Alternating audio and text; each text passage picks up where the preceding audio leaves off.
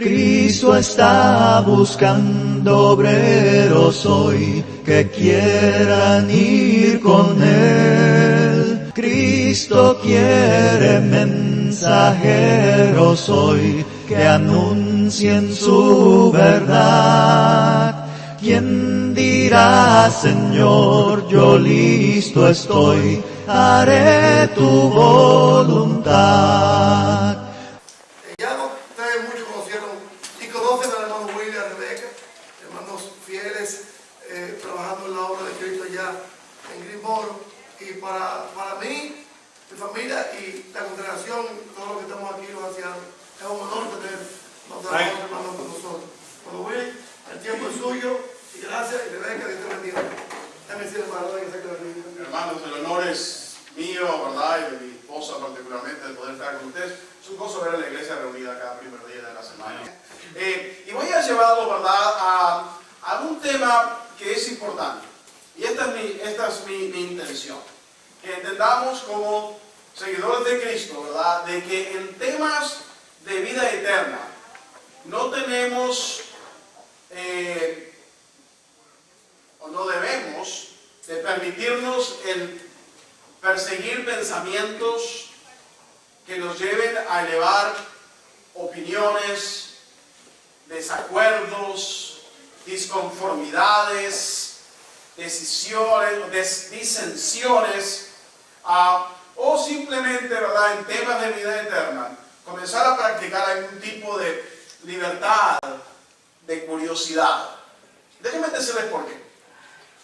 Algunos de ustedes, cuando se pegó alguna vez en el dedo grande del pie, es el que más duele, ¿verdad? Fuerte. Sí, ¿verdad? Sí. El que tiene experiencia, piense, ¿verdad? Y usted de repente se levanta en la noche para ir al baño, ¿verdad? Y toda la noche va al baño y no tiene problema. Pero el día después que se pegó en el dedo gordo del pie, esa noche, ¿sabe lo que va a pasar? Se va a pegar con la pata de la silla en el dedo gordo del pie. Y le va a doler de vuelta. ¿Por qué digo esto? Porque el problema de salvación para la humanidad es un problema constante. Usted, históricamente, en algún momento, hizo un acto personal de obedecer a Cristo Jesús en las aguas del bautismo, ¿cierto? Y ese es el punto de salvación. Pero nuestra salvación se va a hacer real en la vida eterna, durante el juicio. ¿Me explico? Y a pesar de que tenemos la certeza en el corazón de que Dios nos salva, porque somos imperfectos, porque somos de alguna manera muy humanos todavía, la salvación es como ese golpe en un área muy sensible.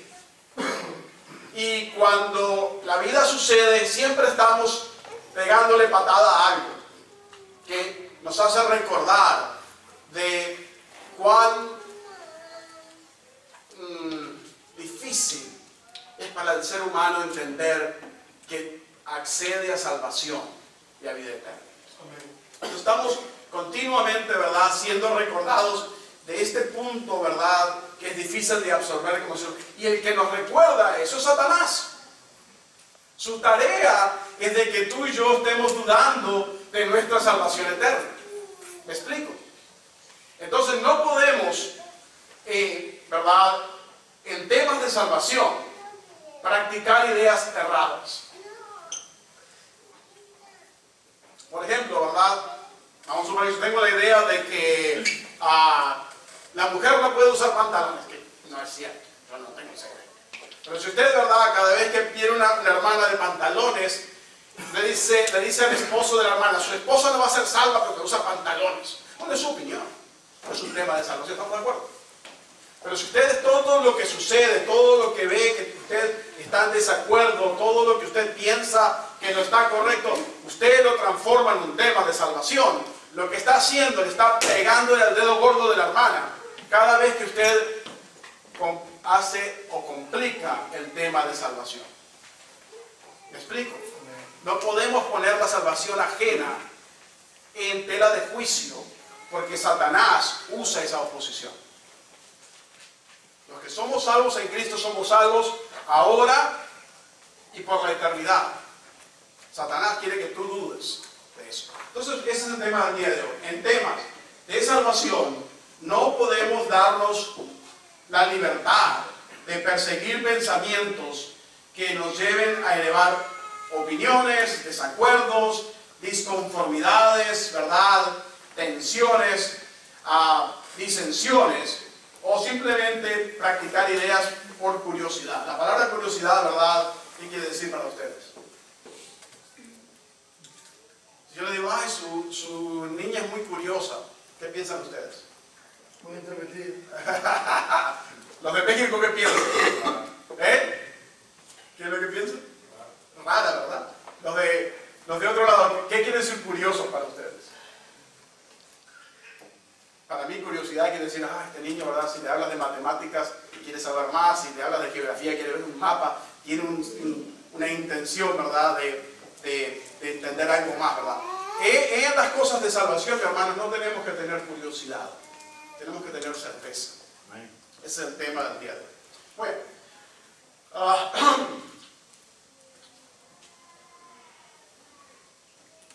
¿Por qué digo esto? Bueno, porque con descuido podemos estar siguiendo o de alguna manera sugiriendo que las decisiones que Dios ha tomado de alguna manera pueden ser o discutidas o comprometidas o alteradas. Pedro hizo este error, diciéndole a Cristo que las cosas que él decía, ¿verdad?, no deberían de suceder. Hoy será nuestro tema entonces, ¿verdad?, y veremos para que no te suceda a ti, ¿verdad?, y recuerda lo que le sucedió a Pedro y lo que Cristo le dijo a Pedro. El principio duradero es este: no cuestiones a Dios.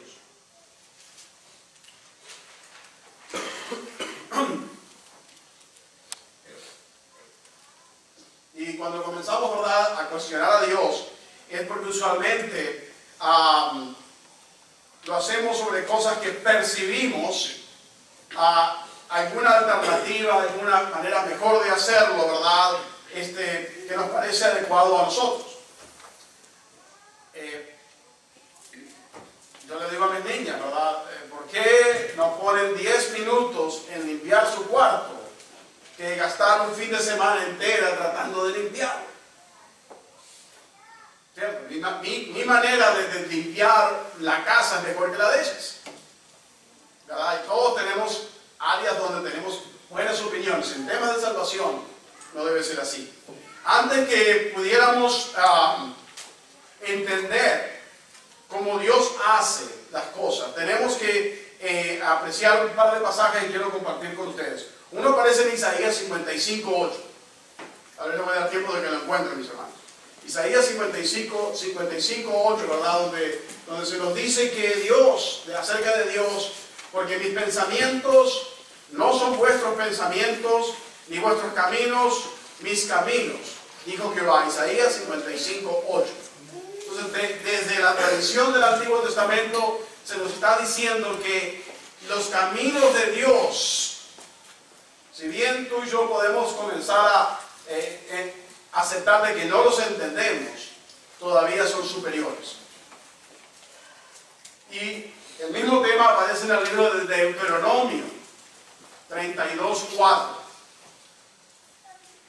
donde dice: Él es nuestro protector, sus obras son perfectas, sus acciones son justas, Él es Dios de la verdad, en Él no hay injusticia, Él es justo y verdadero.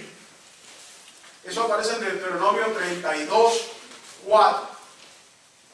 Fíjense lo importante de poder entender y aceptar este tipo de enseñanza. Mis hermanos, una de las cosas que tenemos que entender es que vivimos por fe. Y parte de vivir por fe es aceptar que la palabra de Dios es verdadera, y es eficaz, y es completa, y es importante, y me instruye. Y lo que la palabra de Dios me dice esta mañana es de que nuestro Dios es protector de nosotros, sus obras son perfectas, sus acciones son justas, Él es el Dios de la verdad, no hay injusticia ni error en lo que hace, ¿verdad? Él es verdadero. Y tengo que comenzar a entender que si voy a vivir por fe, esta es la clase de roca fuerte que sostiene mi fe. Entonces, por ejemplo, el plan de salvación. El plan de salvación que enseñamos, ¿verdad? Que es la idea central de la historia del Mesías, ¿verdad? De Cristo viniendo al mundo. Ha sido diseñado en la perfección de Dios. Entonces no puedo yo tomarme la libertad de alterar el plan de Dios, porque me parece que lo puedo explicar mejor, porque esto realmente no es importante, o que aquello realmente había que diseñarlo nuevamente. El plan de salvación nace en la mente de Dios, y de un Dios que es perfecto, de que es mi protector, y todo lo que Él hace es justo y verdadero. Ha sido diseñado en la perfecta mente de Dios, que es justa, que es recta, y que nadie puede llegar a diseñar algo mejor o superior. Y eso es parte de mi profeta. Vamos al libro de Mateo. Ahora sí, vengan conmigo a la Biblia, Mateo 16, 22. En el libro de Mateo 16, 22, ¿verdad? Encontramos a Pedro haciendo, ¿verdad?, un acto que lo vamos a definir en un momento, ¿verdad? Toma parte a Cristo y habla con él. Cristo estaba diciendo enseñanzas difíciles. Cristo decía cosas como: el que no toma su cruz y me sigue, ¿verdad?, no puede ser mi discípulo, ¿verdad? Decía cosas que eran difíciles que la multitud aceptara, y Pedro tenía problemas con esto, ¿verdad? Pedro pensaba: ¿cómo vamos a crecer el ministerio si cada vez que viene alguien tú los asustas? Entonces toma a Cristo aparte, ¿verdad? Y le dice, Mateo 16, 22 dice: entonces Pedro, tomándolo aparte, comenzó a ¿qué? ¿Qué quiere decir reconvenirle? ¿Así dice todos? Aconsejarle. Él dice reprender la suya. ¿Qué quiere decir reprenderle? Corregirlo, señora. Contradecirlo. Usted está muy callado. ¿Qué quiere decir reprenderle o reconvenirle? Advirtiéndole. Exacto, ¿verdad? ¿Y con quién está hablando Pedro?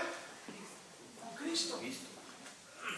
Entonces Pedro, tomando la parte, comenzó a reconvenirle diciendo: Señor, ten compasión de ti. Ninguna manera esto te acontezca. ¿Por qué? ¿Qué es lo que decía Cristo? A Jerusalén subimos y allí seré entregado en manos de gentiles y seré azotado, escupido, sentenciado y crucificado. Y Pedro dice: Señor, ¿cómo vas a decir tales cosas? Que nada de esto te suceda a ti. En ninguna manera esto te acontecerá. Pero él, Cristo volviéndose, dijo a Pedro, ¿y qué le dice? Quítate de mí, Satanás. Wow. Me eres tropiezo, porque no pones la mira en las cosas de Dios, sino en las de los hombres. Entonces Jesús dijo a los suyos, a sus discípulos: si alguno quiere venir en pos de mí, niéguese a sí mismo, tome su cruz y sígame. Wow. ¿Había leído esto antes, hermano? ¿Se había dado cuenta de lo que está sucediendo aquí? Dos implicaciones importantes, ¿verdad?, para nuestras vidas. Una, Satanás tiene mucho poder en este mundo. Jesús lo llama el príncipe de este mundo. En Juan 16:11, ¿verdad? Cristo está hablando y dice, y les dijo, por cuanto el príncipe de este mundo ha sido ya juzgado. Satanás, mis hermanos, no es un problema menor. Satanás es el príncipe de este mundo, dicho por Cristo Jesús. Pablo le llama, ¿verdad?, el Dios de este siglo, de esta época, que tiene el poder de engatusar mentes. Dice así, 2 Corintios 4:4, dice, en los cuales el Dios de este siglo cegó el entendimiento de los incrédulos, para que no les resplandezca la luz del Evangelio de la gloria de Cristo, el cual es la imagen de Dios. ¿Cuál es el poder de Satanás hoy en día? ¿De hacer qué? De hacer que la gente, ¿verdad?, esté ¿qué? Ciega a los caminos de salvación. Y eso es poder, mis hermanos. Si usted ha tenido la experiencia de predicar el Evangelio, ¿verdad?, a diferentes individuos, ciertamente se ha enfrentado con el poder de Satanás, que enceguece el entendimiento de la gente. Y a veces nos duele porque somos seres que amamos. Lamentablemente. También se le llama el príncipe de la potestad del aire, Efesios 2:2, en los cuales anduviste en otro tiempo, siguiendo las corrientes de este mundo, conforme al príncipe de la potestad del aire, el espíritu que ahora opera en los hijos de desobediencia. Entonces Satanás es un problema fundamental en el hecho de poder vivir por fe y aceptar la palabra de Dios con el valor que tiene. Su tarea es de atrapar a la humanidad con lazos para que no puedan acceder al rescate, a la vida eterna, al perdón que hay en la palabra del Evangelio. Segunda de Timoteo dice eso.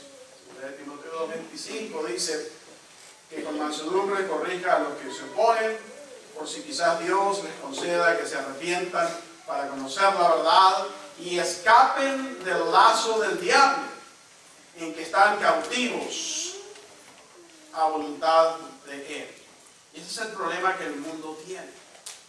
El mundo está atrapado en los lazos de Satanás. Tú le preguntas, le dices, ¿cómo estás? Muy bien.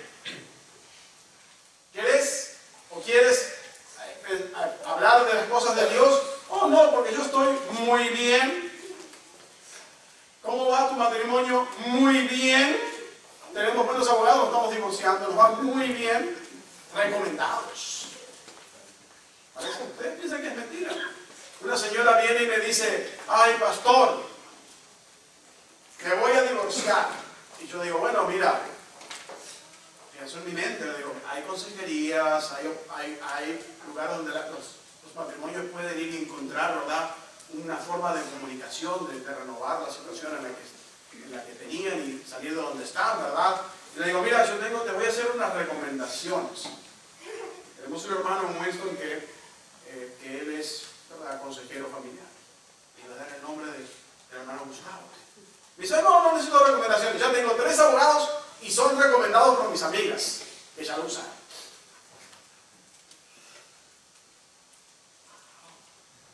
Satanás, pensamos que estamos bien, que vamos por el camino correcto y tenemos un lazo que nos atrapa, ¿verdad?, nos controla. Satanás puede quitar la vida, mis hermanos. Se la quitó a los hijos de Job. Puede arruinar tu salud, puede destruir tu cuerpo. El libro de Lucas dice, y hablando de una mujer, ¿verdad?, que tenía un problema de salud, dice, Lucas 13:16 dice, y a esta hija de Abraham, Satanás había atado 18 años. Lucas 13:16. Esta hija de Abraham que Satanás había atado 18 años, no se le debía desatar de esta ligadura en el día de reposo, dice Cristo. Fíjense en el poder que Satanás tenía, ¿verdad? De controlar la salud de esta pobre persona. Satanás puede atormentar con demonios. Lucas 11:18 dice, estamos cerquita, ¿no? Uno fue 13:16, ahora 11:18. Dice, también Satanás está dividido contra sí mismo, ¿cómo perseverará su reino? Ya que decís que por Beelzebú he hecho yo fuera demonios. ¿Verdad? Cristo estaba curando al endemoniado, ¿verdad? Estaba controlado por Satanás, ¿verdad? Y dice que estaba dentro del reino de Satanás. Puede estar dividido contra sí mismo. ¿Cómo prosperará su reino? Y podemos seguir buscando pasajes donde Satanás interviene y nos destruye, porque tiene ese poder.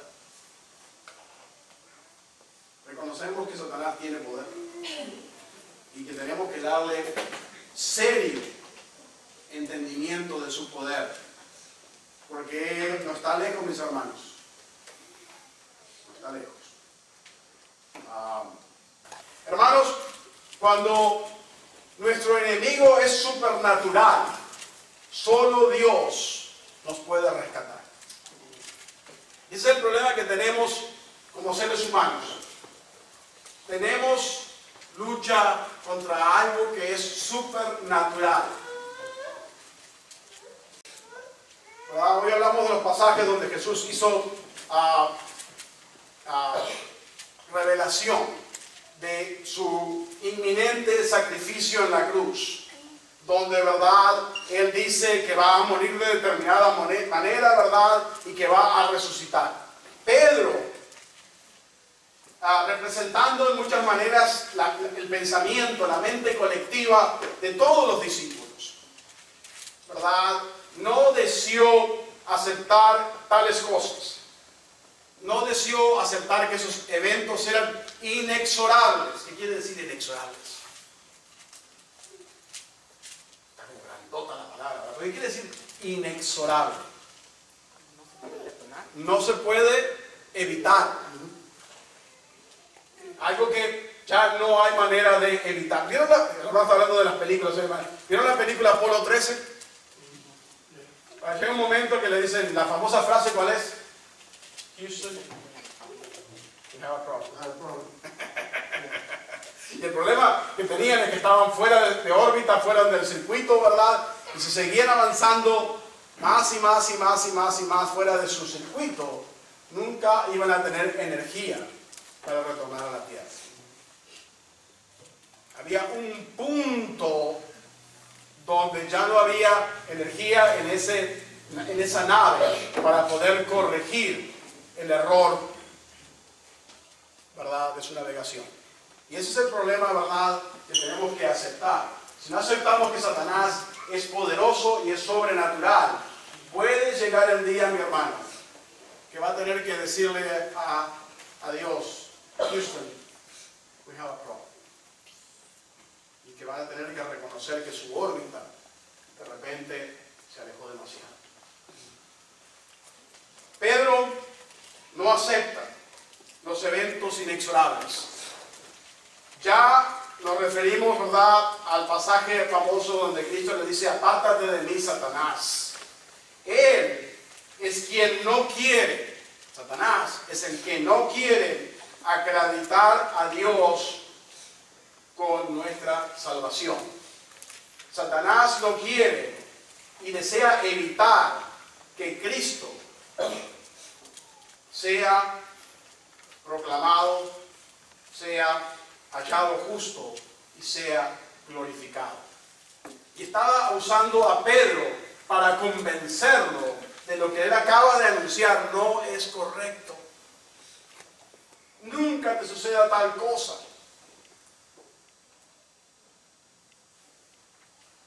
Pero por esto dije ya, no debemos llevarlos por la incongruencia del por qué, del hecho de que nosotros podemos pensar otro camino elegido. Eso es lo que estaba haciendo Pedro. Pedro dijo, tiene que haber otra manera. Esto no puede ser así, tiene que haber algo, podemos hacerlo de una manera diferente. Y eso era lo que estaba tratando de convencer a Cristo, de que comenzaran a conversar para entender cuáles otras alternativas había que subir a Jerusalén. El libro de Juan, recordemos, ¿verdad?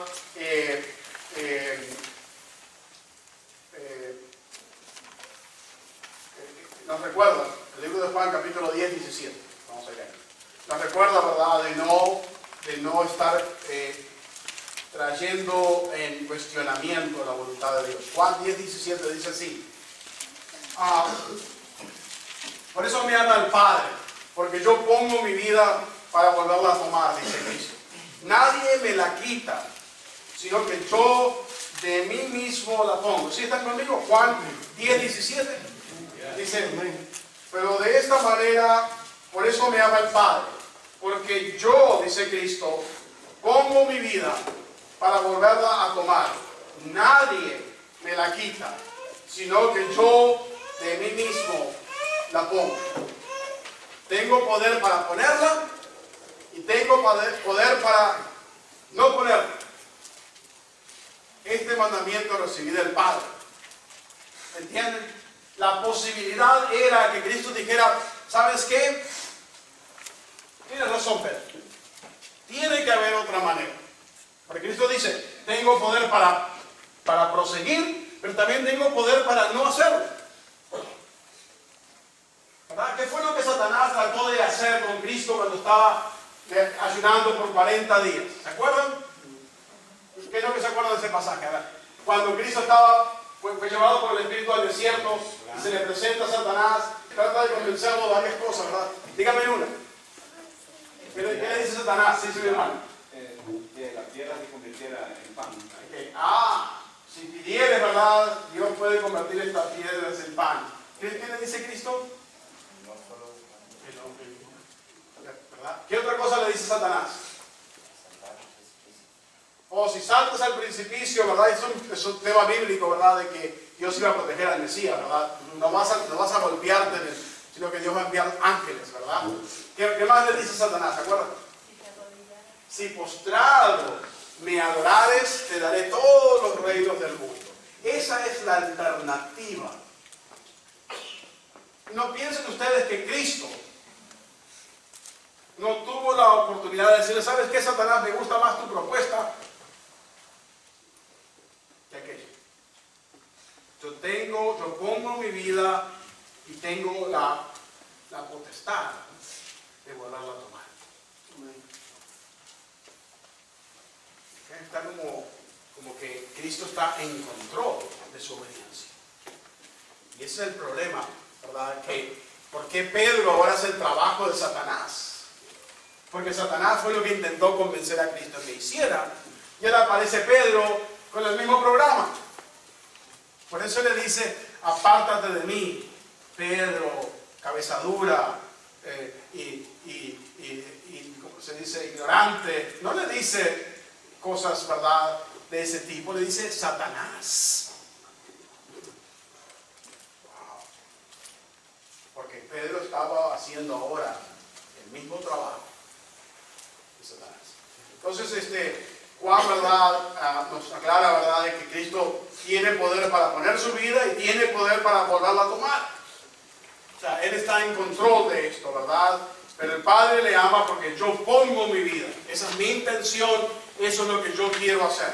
Juan, en el capítulo 12 ahora, hablamos del 10 al 12:32, dice Cristo, 12:32, dice, si fuere levantado de la tierra, a todos atraeré a mí mismo, y decía esto, dando a entender que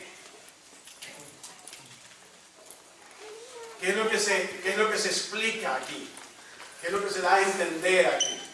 La muerte, la clase de muerte con la que Él iba a morir. Aquí estamos viendo un proceso de revelación. Cristo está dando detalles claros, ¿verdad?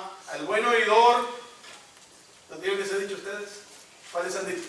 Al buen entendedor, pocas palabras. Pocas palabras bastan. ¿Verdad? Los que estaban atentos entendieron. Él está revelando algo que no se conocía, ¿verdad? Dice que el día que yo sea levantado de la tierra, refiriéndose claramente a la crucifixión, ¿verdad? Tal vez yo tenga que explicárselo a ustedes a este momento a ustedes, pero 2100 años atrás era claro. No había que explicarlo, se entendía qué o de qué muerte iba a morir.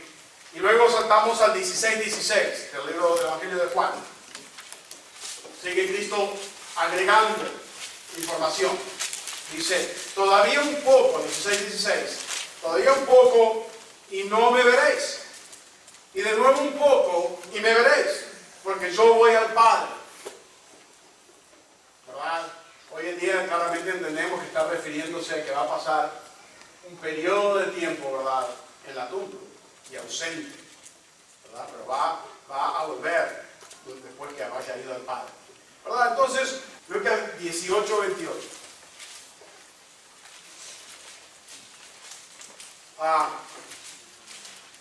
Tal vez en este interín que Cristo estaba diciendo, voy a hacer un tremendo sacrificio por ustedes, Pedro como que le dijo también esto, le dijo, hey, nosotros también hacemos sacrificios. Entonces Pedro dijo, Lucas 18:28, he aquí, nosotros hemos dejado nuestras posesiones y te hemos seguido.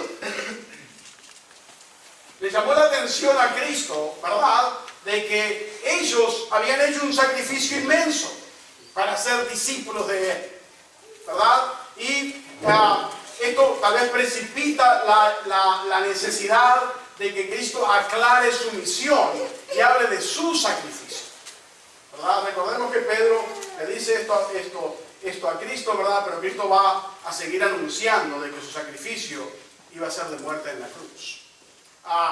Y la reacción de Pedro, fíjense, después de lo que Pedro le dice, hey, nosotros hacemos tremendo sacrificio, abandoné mis redes de pescar, mi negocio, dejé a mi esposa y a mi suegra enferma, ¿verdad? Y aquí estoy contigo. Y estos muchachos también. Y luego avanzamos 2 o 3 versículos y Cristo toma a los 12 y les dice, he aquí, subimos a Jerusalén. Y ahora voy a volver a esto. Y se cumplirán todas las cosas escritas por los profetas acerca del Hijo del Hombre. Pues será entregado, fíjense, comienza a describirlo sin pelos en la lengua. Porque será entregado a los gentiles y será escarnecido y será afrentado y escupido y avergonzado, ¿verdad? Y insultado y después que le hayan azotado, lo matarán, mas al tercer día resucitará. Cristo cambia la atención del grupo que estaban diciendo, nosotros todos hemos hecho grandes sacrificios. El mío es más grande que el tuyo, porque yo dejé hasta mi perro y mi gato. Y estaban, ¿verdad?, diciendo, hey, mira, aquí estamos, pero mira lo que el costo que ha tenido de seguir a Cristo, ¿verdad? Y Cristo les da esta información, ¿verdad? Y está tratando de traer la atención del grupo de sus amigos, de los individuos que Cristo eligió uno por uno. Habían cientos de discípulos, mis hermanos, tal vez 500, pero solamente conocemos algunos nombres.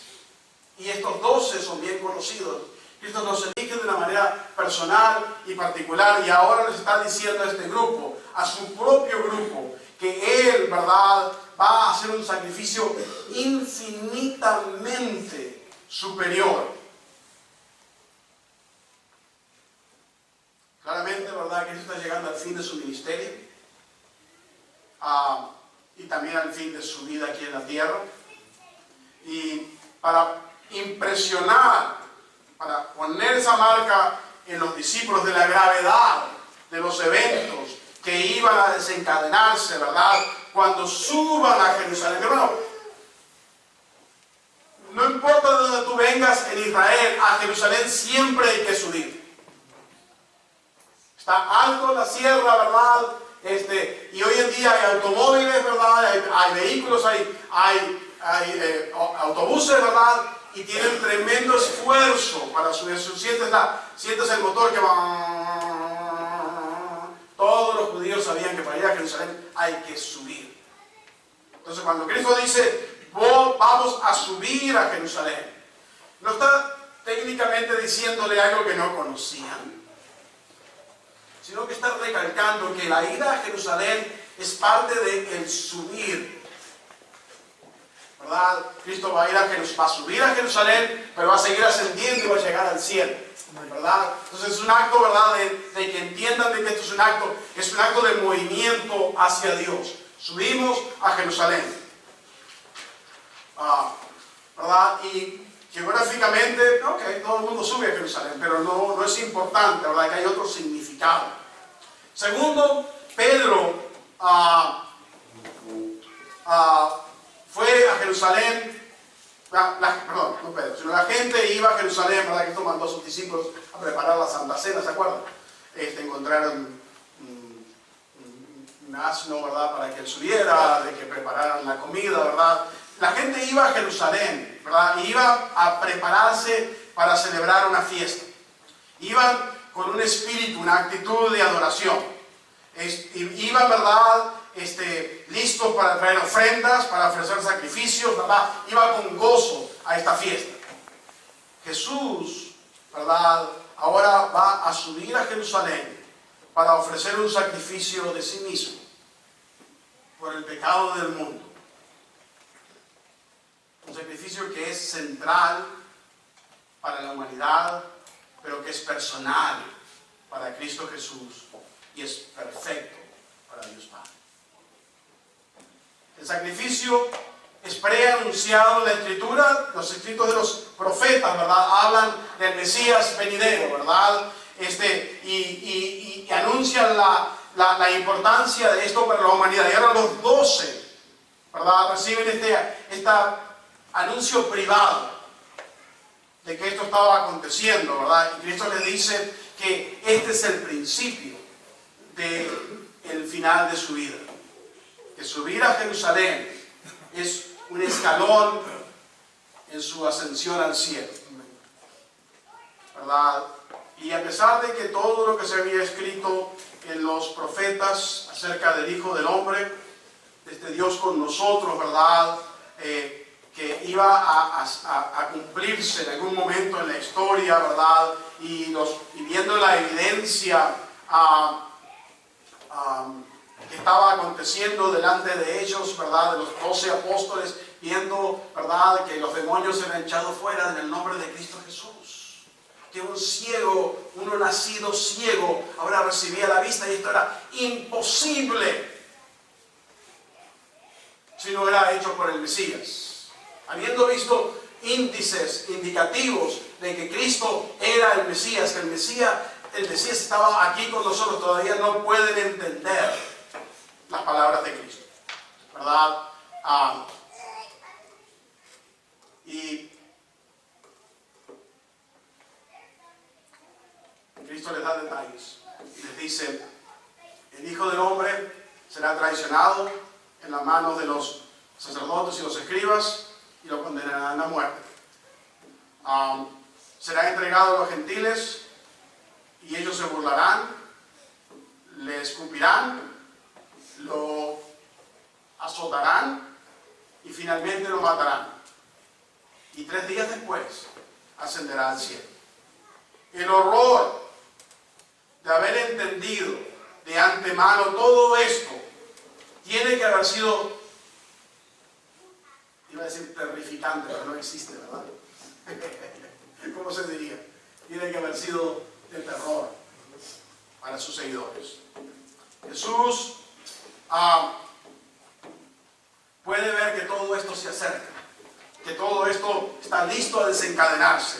Sin duda, ¿verdad?, Cristo siente la inminencia de la traición, siente la hipocresía de los líderes religiosos, siente la calamidad que van a sentir los discípulos, siente el desdén de sus compatriotas, siente el dolor de su pronta crucificación, ¿verdad? Y siente también la vergüenza y el escándalo que ser crucificado tenía. como una avalancha, mis hermanos, ¿verdad? Que se nos viene arriba, ¿verdad? Y cuando Cristo dice, aparta de mí esta copa, estamos hablando de esto, de esta avalancha de cosas y sentimientos que estaban agobiando a Cristo Jesús. Y los discípulos reaccionan humanamente. No vamos a ir. Bueno, si vamos, nos morimos todos. ¿Se acuerdan de ese pasaje también, verdad? Entonces dice, si se ponen en la casa, nosotros también vamos a la casa. O sea que están tratando de resolver algo que no podían resolver. Y déjenme decirle algo, mis hermanos, fuera del tema. ¿Cuántos discípulos mueren con Cristo Jesús en el día de su crucifixión? ¿1? ¿12? 24. ¿Cuántos mueren con Cristo Jesús? No, discípulos. Ninguno. Fíjense el poder de Dios. Si uno de ellos hubiera sido crucificado, tendríamos el debate hoy en día. Yo soy seguidor de Cristo que murió por mí, y ustedes dirían, yo soy seguidor de Jacinto que murió por mí. Dios no permite que las manos asesinas de los fariseos y los saduceos y los escribas toquen ni uno de sus corderos, de su rebaño. Porque la muerte de uno hubiera sido triunfo para Satanás, porque nos hubiera confundido por la eternidad. ¿Por qué piensan que ellos abandonan a Cristo? Porque tenían miedo. ¿Miedo de qué? De que los mataran y los torturaran. Ellos sabían que la inminencia de la muerte era real. Pero Dios no permite que ni uno de ellos sea tocado. Porque la muerte importante es la de Cristo Jesús. Porque su muerte es el pago por todos tus pecados. Él es el Cordero de Dios que quita el pecado del mundo. Esa fue esta. Pedro entonces, ¿verdad? Y los apóstoles entienden, ¿verdad? El tremendo peso de lo que se acaba de revelar y no pueden digerirlo, mis hermanos. Es algo que no pueden entender. Y la reacción es, no vamos a dejar que vayas, o ponemos todos juntos, ¿verdad? Y van de un lado al otro, ¿verdad? Entonces vemos que el perfecto plan de Dios es perfecto. Es perfecto porque Dios lo creó. Y Dios lo va a mantener perfecto. Por eso usted no puede dudar de su salvación, mis hermanos. Porque Dios perfectamente proveyó para su salvación. Porque es perfecto. Entonces el único hijo, el unigénito hijo de Dios, ¿verdad? El perfecto, personalmente se entregará como requerimiento para cumplir la ley divina en perfección. Y Jesucristo es nuestro único mediador. Él es el Salvador, Él es el Redentor, ¿verdad? Y sabemos de que este problema aparece en Génesis. Desde el principio Dios tiene que erradicar a Adán y Eva del jardín del Edén, y Dios le dio al hombre esperanza de reconciliación. Le prometió que Él enviaría un Salvador a tener victoria sobre la serpiente. Y pondré enemistad entre ti y la mujer, y entre tu simiente y la simiente suya. Esta te herirá en la cabeza y tú le herirás en el calcañar. Sabemos que hasta que Cristo se ofrezca como sacrificio perfecto, el hombre, el ser humano, debió de traer corderos inocentes, sacrificio insuficiente, imperfecto, para demostrar arrepentimiento frente a Dios. Y el hombre debería de poner fe en un futuro sacrificio de un cordero, proveído y ofrecido por Dios, quien cargará las culpas de toda la humanidad. El perfecto plan de Dios fue ese. Y es perfecto frente a los ojos de Dios y provee el único sacrificio perfecto que es Cristo Jesús, para expiar perfectamente los pecados de la humanidad. El unigénito Hijo suplirá el perfecto requerimiento para cumplir la ley divina en perfección. Wow, ¿cuántas veces dije perfecto o perfección? Porque es exactamente el tema. Usted no puede cambiar lo perfecto, porque lo va a cambiar por algo defectuoso. Jesucristo es el único mediador, salvador y redentor, al que no conoció pecado, y 2 Corintios 5:21, por nosotros lo hizo pecado, para que nosotros fuésemos hechos justicia de Dios en él. Claro que lamentablemente esa generación no entendió esto. Ni siquiera sus 12 discípulos, escogidos, entrenados, entendieron. Vamos a Lucas 18:34.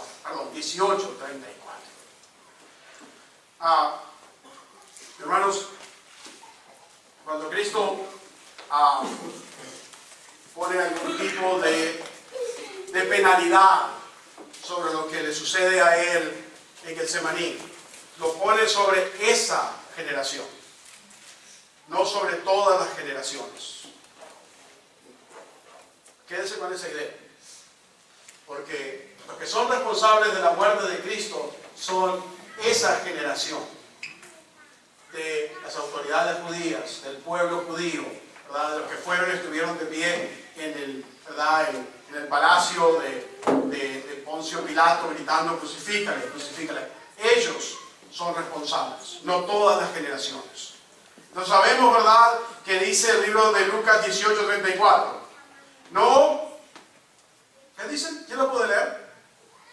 8:34 nos aclara que los dos estaban de alguna manera desconcertados del significado de todo aquello. ¿Qué dice Lucas 18:34? Pero ellos no comprendieron las cosas, y estas palabras eran suficientes, y no entendieron lo que les decía. Cristo le estaba dando una revelación personal a este grupo de los 12 y todavía ellos no comprendían estas cosas. Y estas palabras les eran encubiertas y no entendían lo que les decía. Los 12 no entendieron su predicción. A pesar, ¿verdad?, de que el Señor se los da como comida de bebé, ¿verdad? Bien masticadito, bien pisadito, bien listo para ser ingerido, ¿verdad? Y se los da con claridad y con gran detalle. Exactamente cuándo, dónde y qué iba a pasar. Y los 12 no entienden su predicción. Sus discípulos no pudieron comprenderlo, porque no les entraba en la cabeza. A veces nos sucede que nos explican cosas que no nos entran.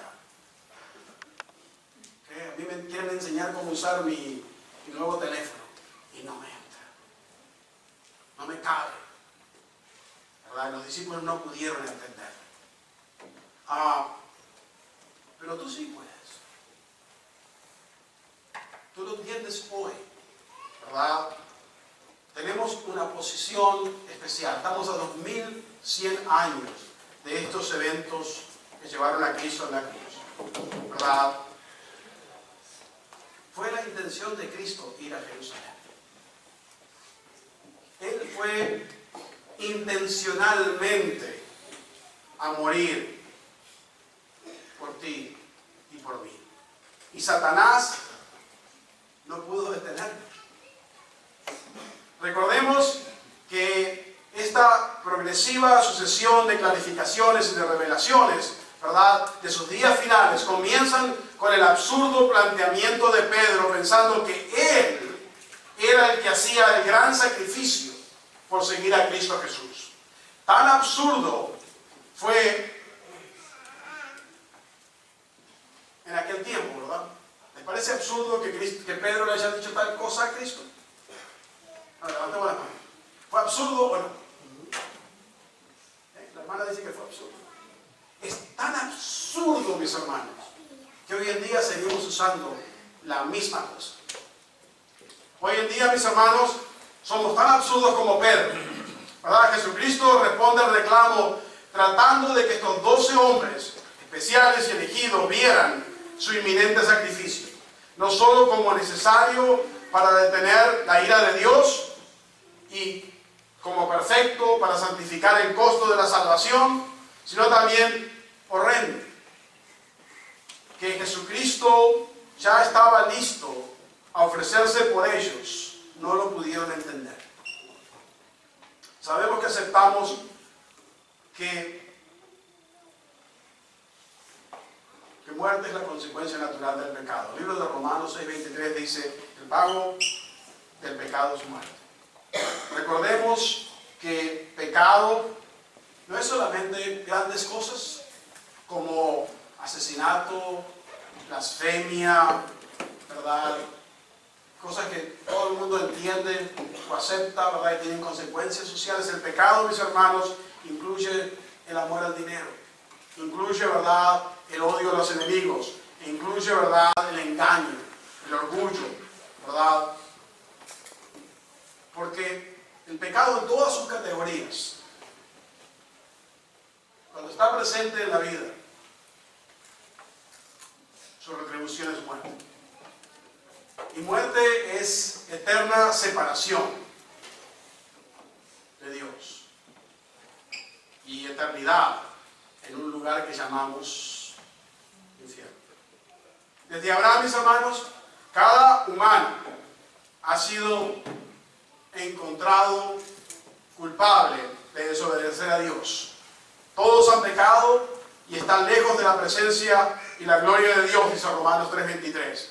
Desde Adán a Jesús, Dios envió profetas, desde Adán hasta Jesús, ¿verdad? Dios envió profetas a la humanidad para advertirles acerca del pecado y decirles que un día iba a llegar el Mesías.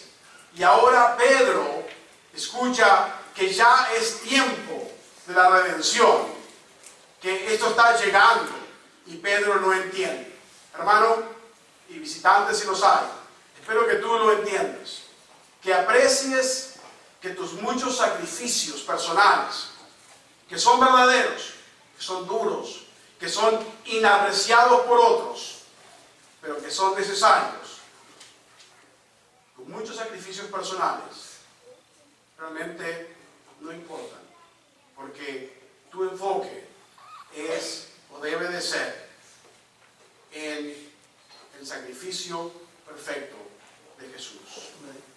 Por eso te invito a que en el día de hoy vengas a Él, que le aceptes ya, que oigas su voz, que no le dejes esperándote a ti, porque Él quiere ofrecer la salvación que Él posee en el día de hoy a aquellos que se arrepienten. Tu deseo ser bautizado en las aguas que los limpian del pecado. Pienso que hoy es el día importante para ti, es el día de salvación. Amén. Que Dios los bendiga, mis hermanos. Amén. Gracias por tomar el tiempo de escucharme. Amén.